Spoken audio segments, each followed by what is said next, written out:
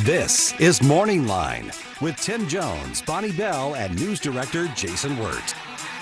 This year, the Debate Commission has decided to cut the participants' microphones if they talk too much. So you won't be able to hear the people you're supposed to be voting for in a week and a half when they speak. That's an odd decision, but in a way it makes perfect sense given the moment. If there's a unifying theme on the left right now, it's that more information is bad. It's scary. Voters shouldn't know too much. They have no right to know. So stop with your imperious questions about what's happening around you. Questions about George Soros or mandatory flu vaccines or BLM's long-term agenda for your children. Stop. And above all, please shut up about Hunter Biden's laptop. Stop. Not another word about that. Yeah, all you silly little serfs out here in Springfield and beyond, you just pipe down over here and fly over land. We'll take care of everything from the coast, the elitists we will. Don't try to put a finger on the mute button of this next guy who's our host now. Joining us back to the airways, if you look up his bio, you'll see the most important thing is morning radio host of Morning Line on KWTO in Springfield. Welcoming him back to these airwaves is Chuck Booms. Good morning, everybody. Good morning, Chuck. Hey, Chuck.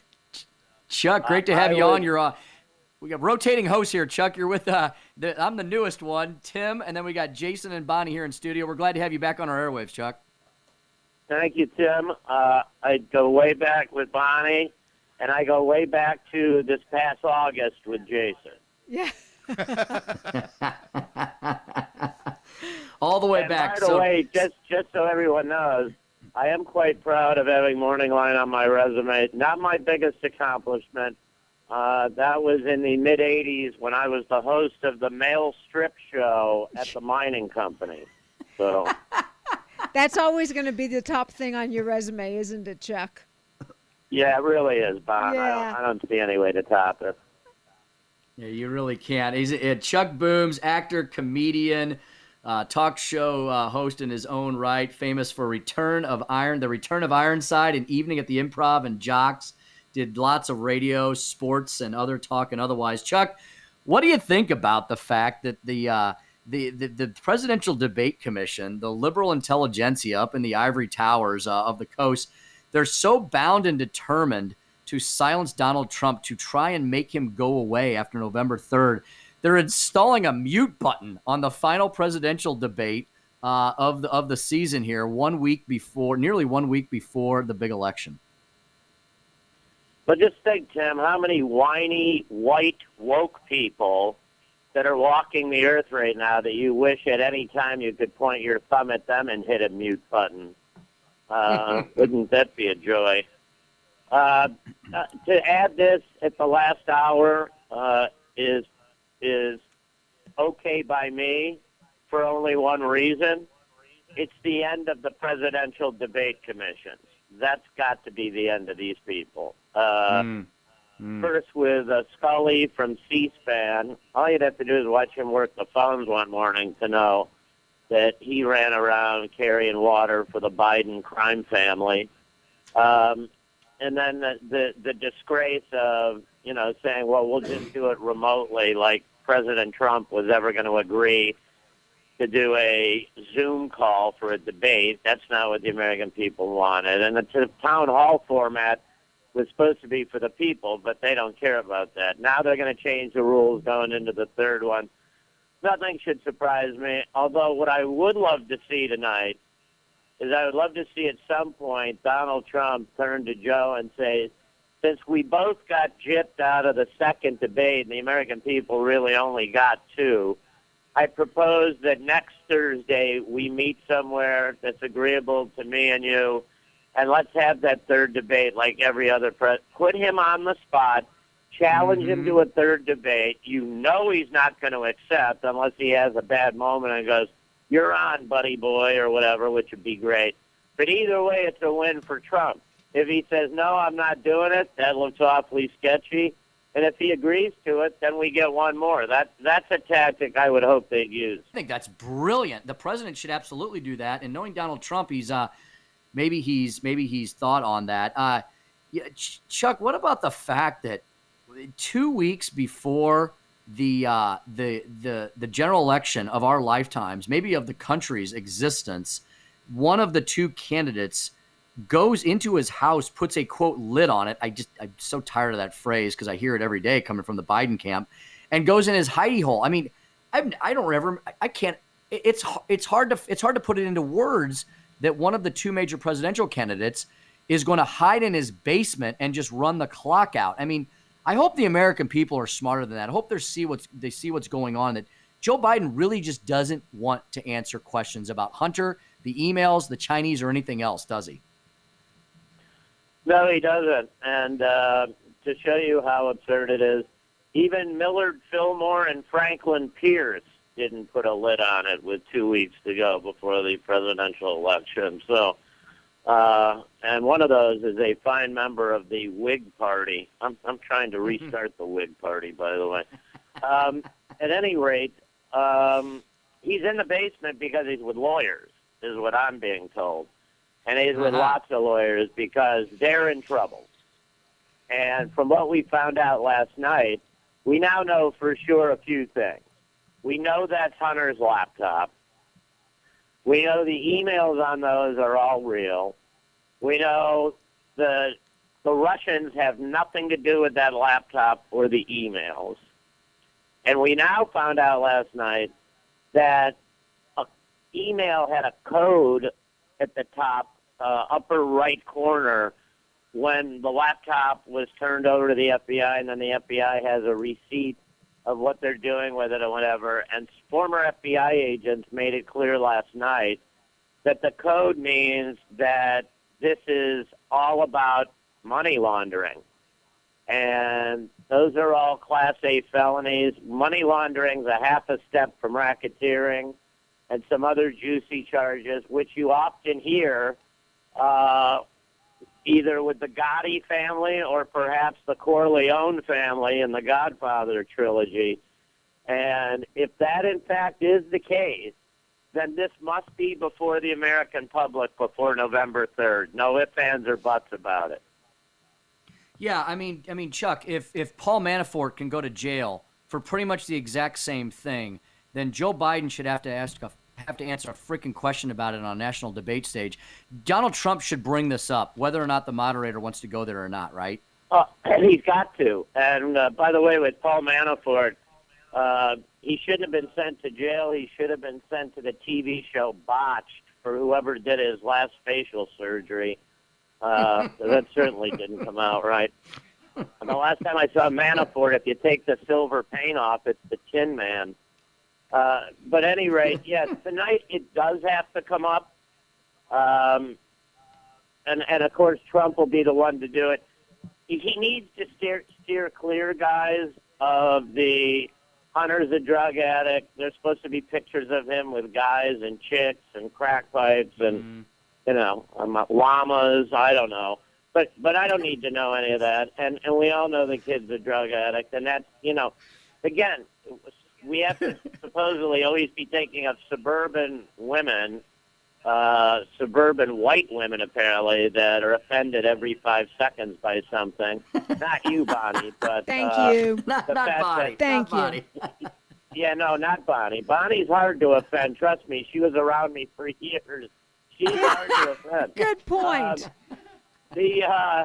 So you steer clear of that stuff, Tim, and you simply go right to the meat of the thing, which is, are you big guy that's in that May 2017 email where it Great says question. 10%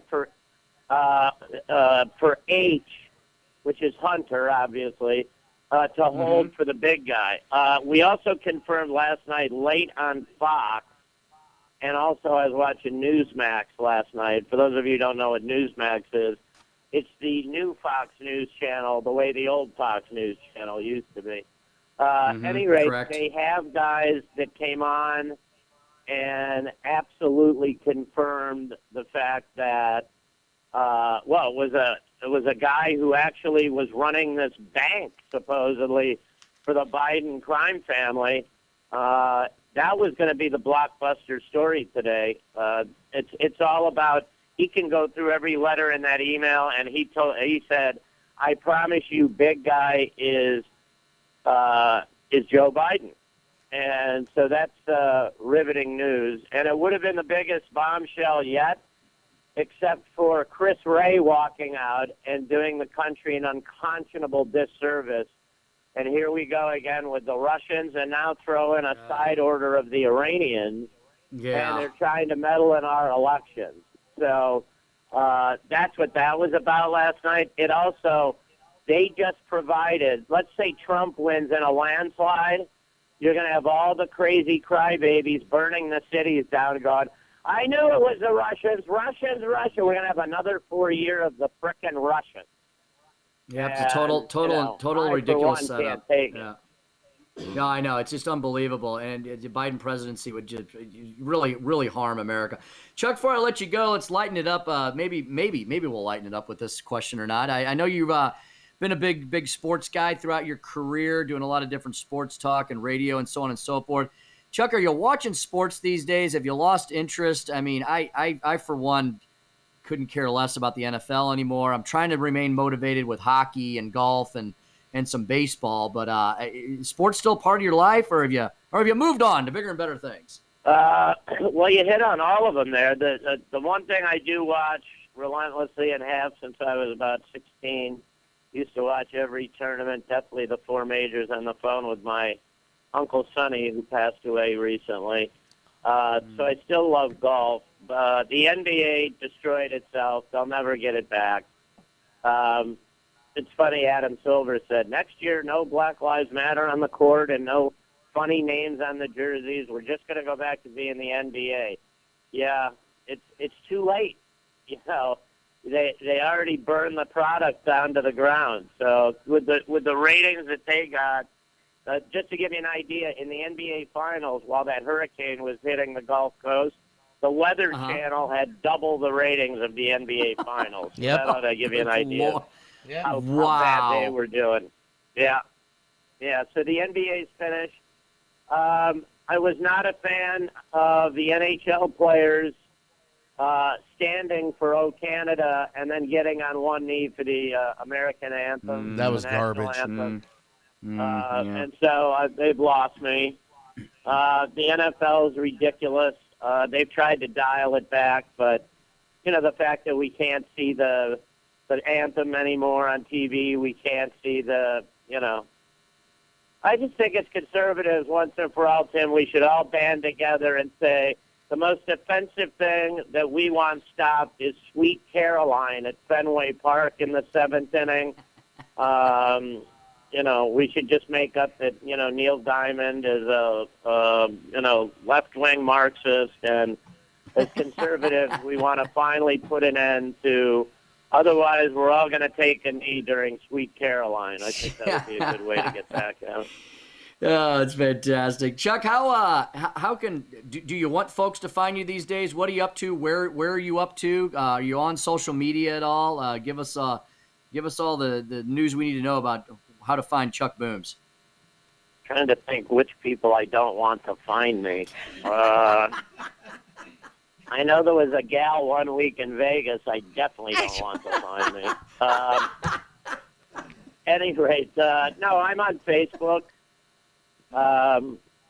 Just under Chuck Booms. There's some people down in Springfield that actually follow me. Those of you who follow me know I get on Facebook just to basically, I find the left and most Democrats basically to be petulant children.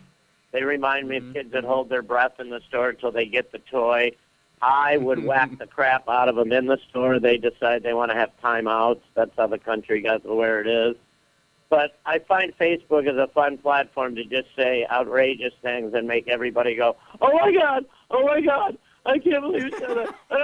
And then they tell me I'm the biggest idiot, moron, racist, xenophobe, homophobe, whatever phobe I am at the time.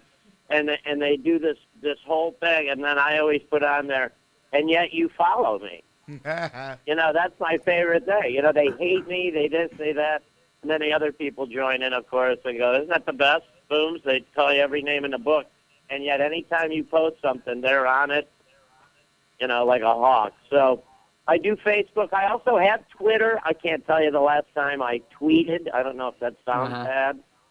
My mom told me if I tweeted too much, I'd go blind. At least that's the way I remember it. So just ask Jeffrey Toobin, right? Yeah, oh God. Yeah. Just the thought of Jeffrey Toobin doing that on a Zoom call is enough to make everybody want to be asexual. Absolutely. Oh, man. Chuck, I looked up the Facebook page, and folks, you got to follow Chuck on Facebook. You may need some safety goggles, but it's definitely worth your time. Chuck, thanks so much for all the time you gave here. Juicy stuff. Yeah, there is. Chuck, we really, really appreciate all the time. Great to have you back on the legendary KWTO with us. And make sure you come visit us in studio sometime soon, next time you're through the area. I would love to. My best to Bonnie and Jason and all you guys. And congratulations, Tim. From what I understand, I'm tight with the big people there at Zimmer, I must let you know. Hey, put a good word in. You're doing a great job, buddy, and so just keep up the good work. Missouri, get out there and vote. Don't let that maniac, crazy woman from the left be your next governor. They're going to lock you down till 2025. So vote for Governor Parsons and keep the great state of Missouri sane for another 4 years.